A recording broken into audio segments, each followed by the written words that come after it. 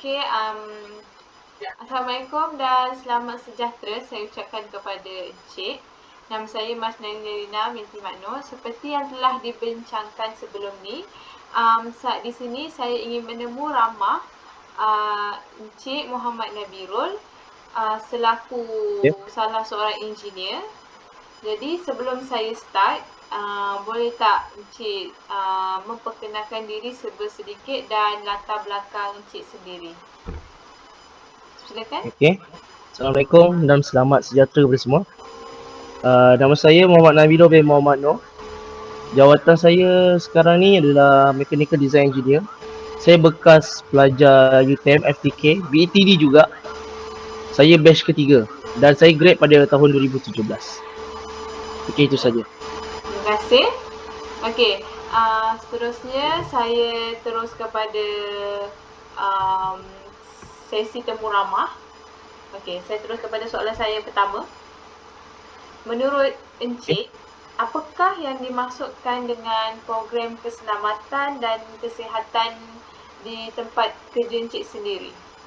Boleh Encik huraikan dan berikan sedikit tentang pendapat yang Encik tahu?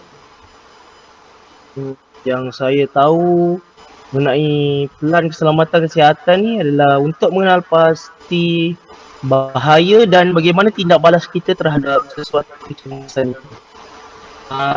Dan lagi satu, kita dapat mengenal pasti dan sentiasa mengamalkan keselamatan ketika melakukan sesuatu kerja itu. Okey. Untuk soalan yang kedua, saya teruskan. Adakah seorang jurutera profesional boleh memasukkan proses menandatangani sesuatu dokumen? Sekali lagi, boleh ulang soalan?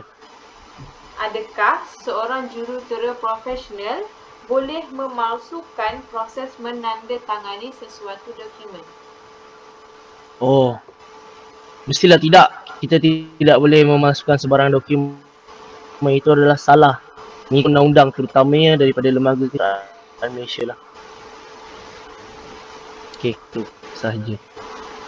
Itu dari sudut jurutera profesional, tapi daripada sudut jurutera yang biasa, sama ataupun tak? Kalau menurut saya sendiri, itu adalah etika yang tak bermoral lah, memasukkan dokumen sesuatu. Kita kenalah amanah dan jujur dalam melakukan sesuatu kerja itu. Jika melibatkan nyawa dan ekonomi company kita dan negara. Okey. Dapat. Okey, soalan saya yang ketiga. Adakah seorang jurutera boleh memberitahu maklumat yang berkaitan syarikat kepada orang luar? Kiranya maksudnya macam Sekali lagi jawapan saya. sebagai seorang jurutera Encik sendiri, bolehkah kita memberitahu maklumat di dalam syarikat kepada orang luar? Sekali lagi jawapan saya adalah tidak. Itu adalah melanggar undang-undang syarikat seperti yang termaktub dalam kontrak offer letter kepada kita sebelum kita memasuki sesuatu syarikat itu. Okey. Soalan yang keempat. Berapa lamakah masa yang diperuntukkan oleh seorang jurutera untuk memaklumkan kepada orang atasan jika berlaku sebarang masalah dalam sesuatu organisasi? Kalau mengikut undang-undang terutama Lembaga Kejuruteraan Malaysia dalam masa 3 bulan.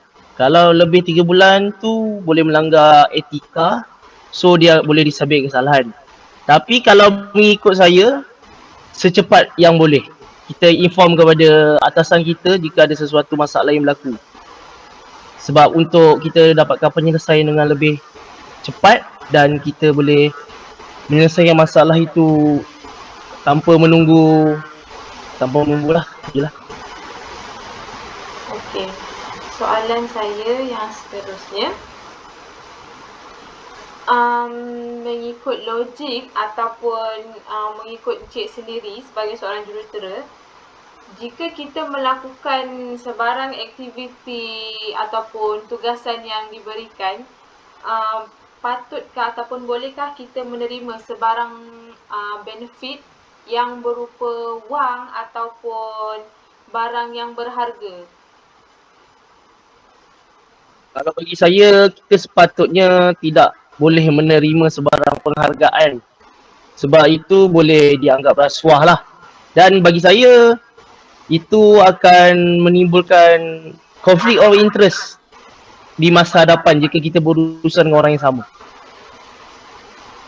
Kalau jika berlakunya konflik dalam sesuatu organisasi, patutkah kita sebagai seorang jurutera mendedahkan konflik tu dekat orang atasan ataupun kita sendiri simpan? Bagi saya, kita sepatutnya mendedahkan lah benda tu. Sebab benda tu boleh mempengaruhi keputusan kita, maksudnya mempengaruhi pertimbangan kita untuk membuat keputusan berkaitan projek yang kita akan deal dengan klien yang sama atau dengan orang lain. So, perkara tu patut tak payah, So itu juga tak perlu berlaku lah. So itu juga adalah salah satu cara kita untuk menyelamatkan kita punya prestasi syarikat lah kan? Sorry, ulang balik sebab line tak berapa nak clear. Kiranya itu adalah salah satu cara untuk kita meningkatkan dan mengekalkan prestasi syarikat kita sendiri, betul tak? Betul. Okey, selain tu sebagai seorang jurutera, adakah kita sendiri perlu bertanggungjawab atas tugasan yang diberikan ataupun bila kita ada buat salah pun kita tak bertanggungjawab pun atas tugasan tu? Menurut saya, setelah kita mengambil alih sesuatu tugasan tu, kita bertanggungjawab daripada A hingga ke Z. Apa-apa terjadi, apa-apa yang berlaku, so kita hendaklah bertanggungjawab lah jika apa-apa terjadi kan. Soalan saya yang seterusnya.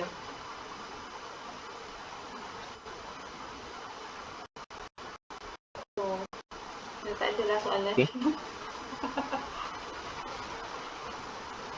Okey, saya rasa itu saja soalan yang saya nak kemukakan kepada Encik sendiri.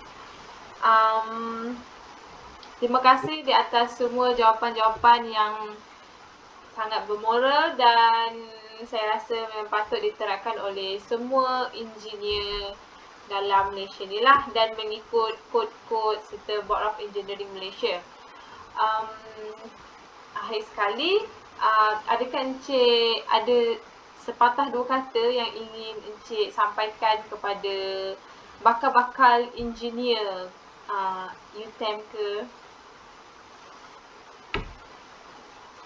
Banyak nak cakap tapi saya cakap yang perlulah. Okey. Pertama, pelajar-pelajar yang bakal menamatkan pembelajaran diorang di UTM kena bersiap sedia dari segi mental dan fizikal lah. Sebab bila suasana di tempat kerja ni, dia punya tekanan berbeza time belajar.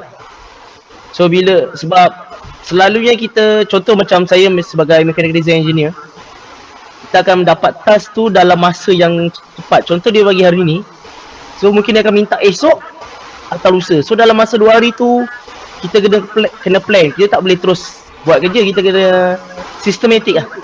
Plan, kita pertama mestilah set up schedule progress, target kita nak siap bila. Lepas tu kita buat checklist lah, macam kita belajar dulu. So step by step, insyaAllah boleh lah. Dan lagi satu, belajar kena explore semua benda. Sebab di dalam tempat kerja ni, tak semua benda pihak atasan atau kolik kita akan beritahu. So kita memang perlu belajar daripada pengalaman lah. So bersiap sedia lah, itu saja. Okay. Terima kasih di atas nasihat dan jawapan-jawapan yang munasabah daripada Cik sendiri. Okay, saya rasa tu je untuk setakat ni. Sekian, terima kasih.